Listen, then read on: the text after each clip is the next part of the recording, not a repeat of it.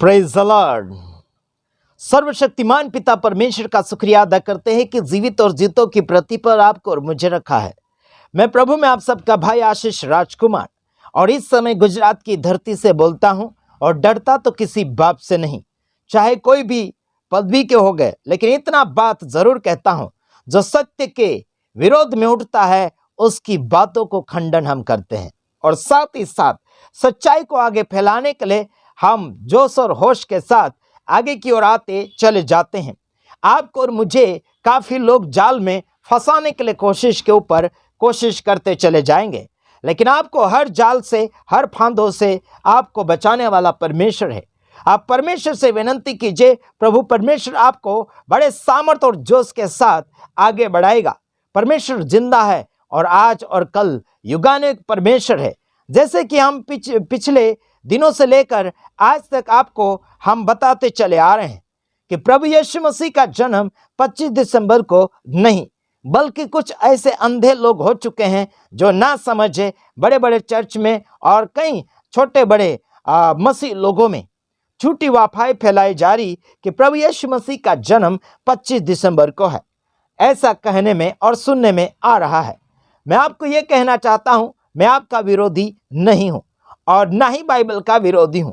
Bible से matching बातें नहीं होती, उस बात को हम मद्देनजर लाते हुए लोगों को समझाने के लिए कोशिश जारी करते हैं। उसमें हम आपके दुश्मन बिल्कुल नहीं हैं।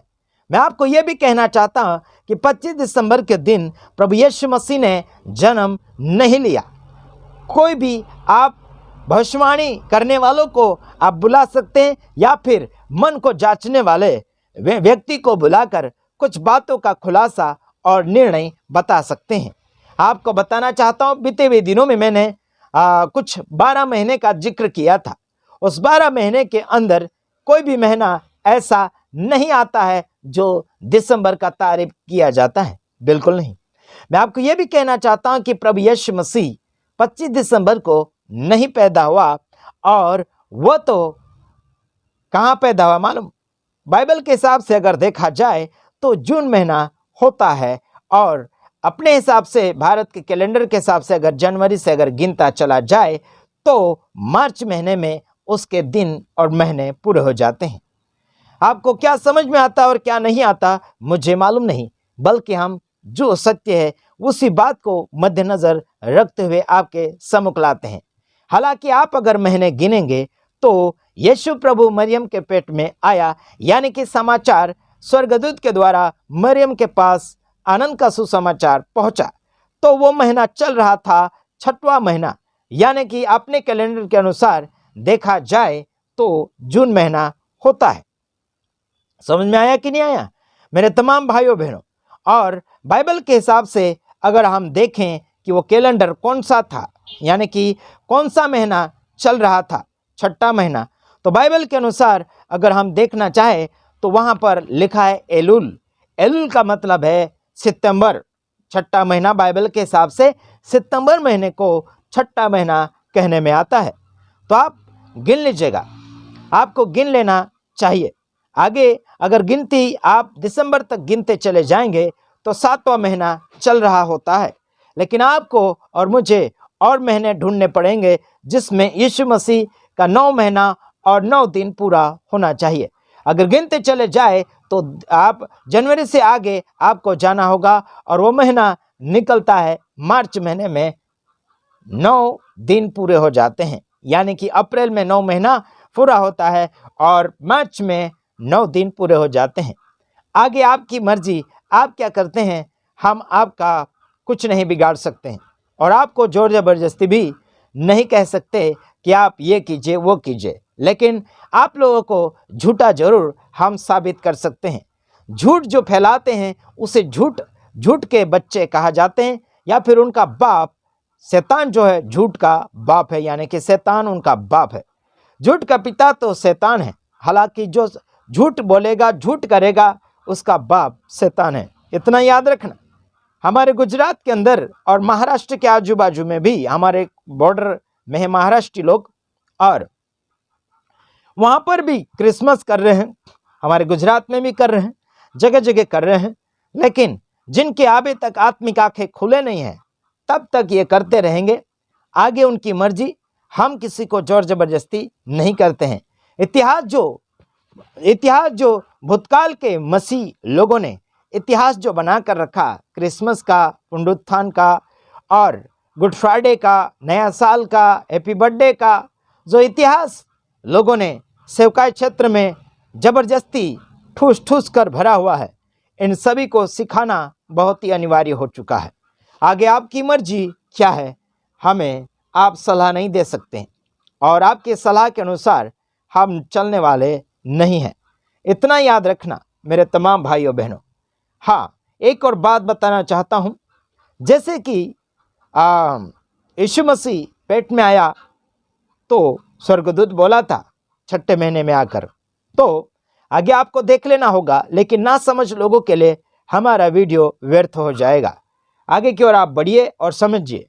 यीशु मसीह आज भी कल भी युगानुयुग परमेश्वर है। वह हर साल और हर महीने बिल्कुल पैदा नहीं होता है।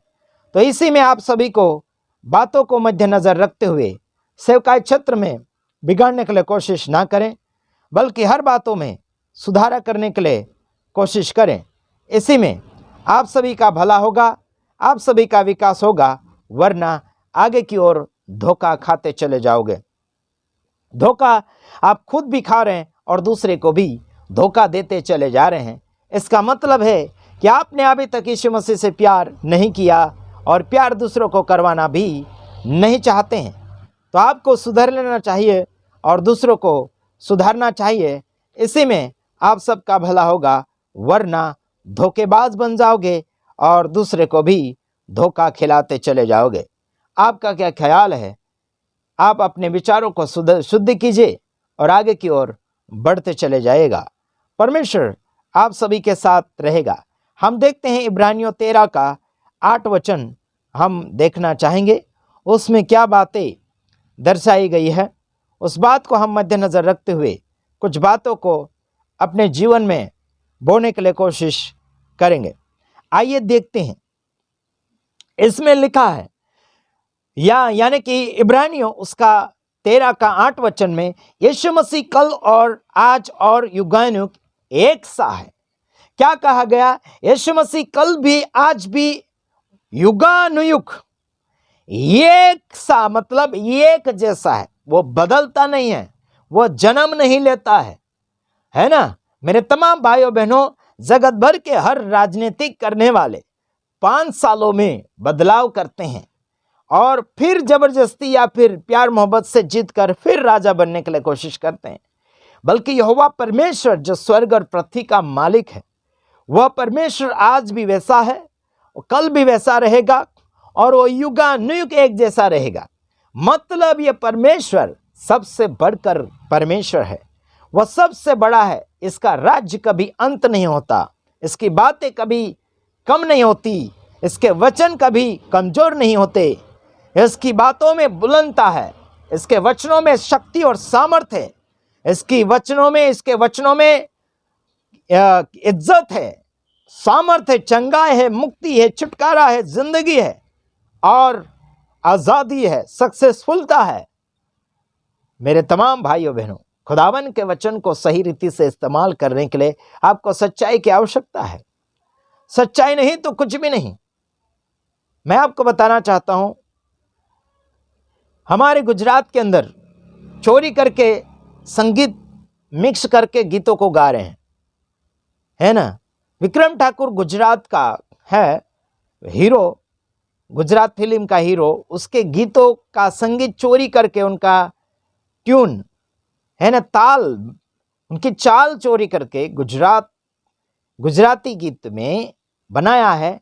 केम करी भुलाए यीशु तारो प्रेम, केम करी भुलाए करके गीत गा रहे हैं, है ना। किशोर वसावा करके हैं। तो आप जानते होंगे या फिर देखा भी होगा, गुजराती में गीत गाते हैं, वसावा में गाते हैं, गामित में गाते हैं। तो आप सभी को ध्यान रखकर आगे की ओर बढ़ते चले जाना चाहिए कि सलामत रहें आप।